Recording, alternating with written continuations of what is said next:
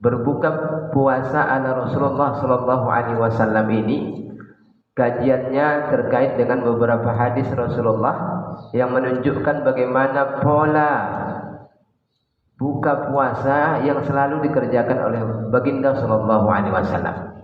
Salah satu diantaranya adalah menyegerakan berbuka, karena salah satu hadis Rasulullah bahwasanya kalian akan tetap berada dalam kebaikan apabila kalian menyegerakan berbuka puasa. Maknanya bagi kita yang sudah memasuki waktu berbuka, langsunglah berbuka, jangan lagi menunda-nunda untuk kemudian menahan tidak makan atau minum. Bersegeralah berbuka, karena pada saat itu kita memberikan hak kepada tubuh kita yang lemah. Itu yang kedua. Yang pertama. Yang kedua, makna bersegera, menyegerakan berbuka itu artinya tidak berleha-leha ketika berbuka. Maka apa yang ada, makanan dan minuman yang ada sesuai dengan sunnah Rasulullah SAW, maka kita makan dengan tidak menunda atau melama-lamakan waktu berbuka tersebut. Waktunya disegerakan, makannya atau berbukanya juga disegerakan, tidak berlama-lama seperti kebanyakan sebagian orang. Kemudian yang selanjutnya, berbuka ala Rasulullah Sallallahu Alaihi Wasallam ini adalah memakan makanan yang dianjurkan untuk dimakan. Maksudnya makanan pokok yang kita makan.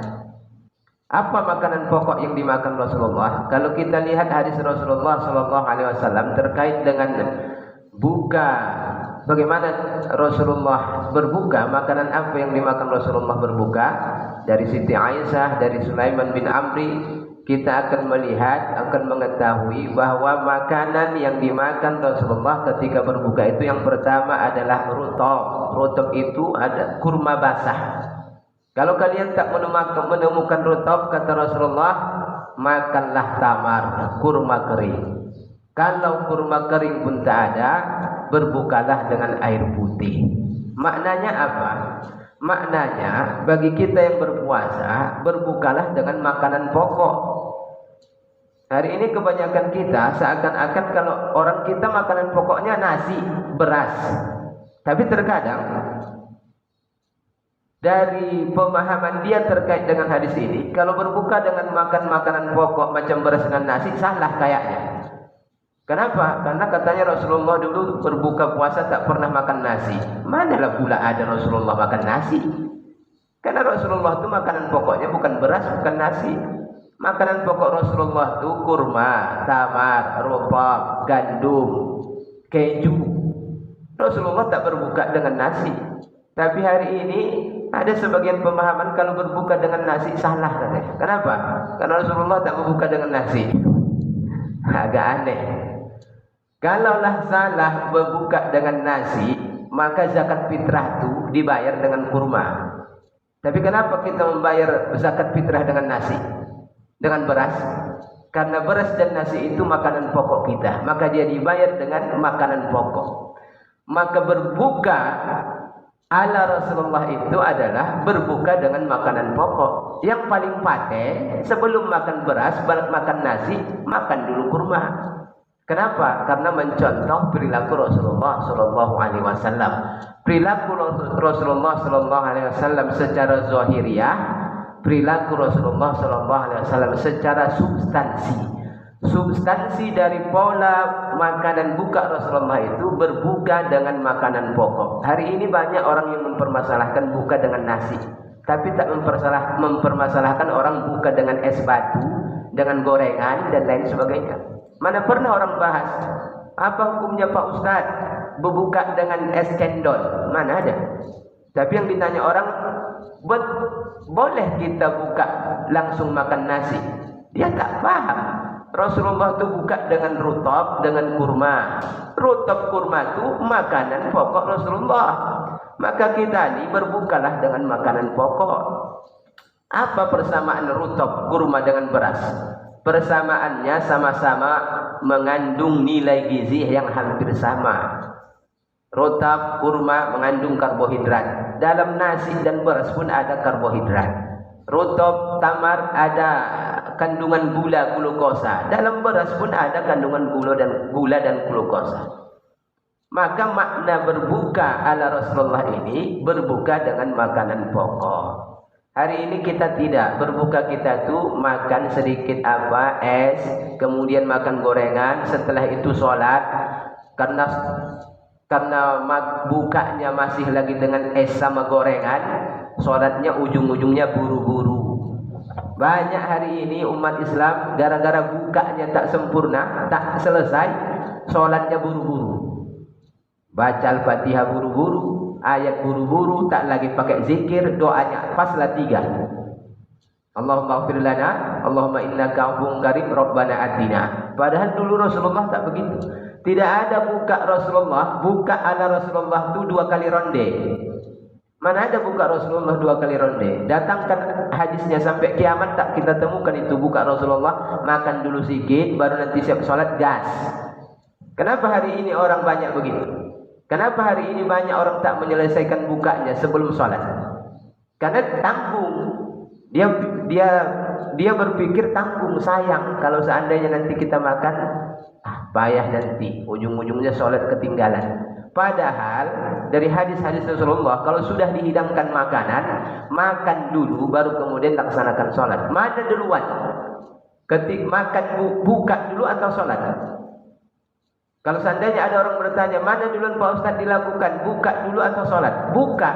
Buka itu memakan makanan pokok secara lengkap, siap makan kita baru sholat. Hari ini tidak. Sikit dulu, es dulu, baru gorengan dulu, makan dulu sikit, baru nanti sholatnya buru-buru, zikirnya tak pakai zikir lagi. Padahal seluruh amalan sunnah di bulan Ramadan ini Allah lipat gandakan pahalanya wajib. Yang wajib dilipat gandakan, tak tahu kita macam mana bilangnya. Tapi gara-gara pola bukanya seperti ini, sikit dulu pula, habislah. Ayatnya pendek-pendek, zikirnya tak pakai, doanya pendek bukan main. Berlomba-lomba karena waktu sholat mengingat makanan bukaan yang belum dimakan. Oleh karena itu, bagi kita yang memahami tentang hadis-hadis Rasulullah ini, bukalah sesederhana mungkin seperti petunjuk Rasulullah SAW. Berbukalah dengan makanan pokok yang mengandung unsur seperti yang terkandung dalam makanan pokok yang dimakan oleh Rasulullah SAW. Ada kandungan yang manis-manis Pak Ustaz. Dalam beras ada kandungan yang manis, namanya kandungan gula atau glukosa. Makan seperti itu. Sebelum makan nasinya, makan kurmanya kalau ada kurma. Kalau tak ada kurma, teguk air putih lalu makan nasinya. Kemudian makna buka ala Rasulullah SAW ini bukan buka seperti kita. Kalau buka seperti kita, jam 4 belum lagi sholat asar, orang sudah ramai melihat takjil, mengumpulkan semua makanan dan minuman, sehingga kemudian begitu disusun di depan mata, banyaknya bukan main. Makanan segala macam disajikan, minuman segala macam disajikan. Padahal Rasulullah SAW, dari perilaku Rasulullah SAW itu menunjukkan bagi kita, kalau kita sedang berbuka, berbukalah dengan pola yang sederhana dan mudah ditemukan. Bukan tak bisa Rasulullah SAW memakan makanan yang dia sukai. Rasulullah itu banyak makanan yang dia sukai.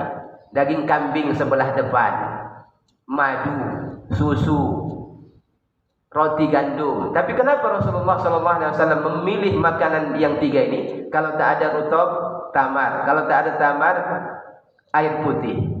Menunjukkan kesederhanaan. Karena biaya buka yang banyak hari ini, apalagi buka bersama. Oh, buka bersama itu. Tapi sekarang sudah ada keluar peraturan tak boleh buka bersama. Kenapa? Kadang-kadang cocok juga tak boleh buka bersama. Banyak orang yang mubazir, gara-gara buka bersama itu semua minuman ada, es dawet, es cendol, es tobu, entah es apa. Sehingga kemudian mubazir makanan itu, minuman itu, sehingga kemudian kita lupa kepada saudara-saudari kita yang susah, yang miskin, yang mungkin mereka hanya sekedar makanan pokoknya tak bisa mereka temukan. Maka dari pola buka Rasulullah, buka puasa ala Rasulullah ini menunjukkan supaya kita berempati. Hati kita tuh peduli dengan kesusahan jiran, tetangga, karib kerabat kita. Daripada kita kumpulkan makanan minuman berbuka dengan biaya rupiah yang banyak, lebih baguslah buka sederhana. Sisa uang buka yang kita kumpulkan itu kita kasih kepada orang-orang yang membutuhkan. Maka Rasulullah SAW pernah bersabda, barang siapa yang memberi makanan bukaan kepada orang yang berpuasa, maka dia akan mendapatkan pahala yang sama seperti pahala orang yang berpuasa tersebut, tanpa mengurangi pahala puasa orang itu.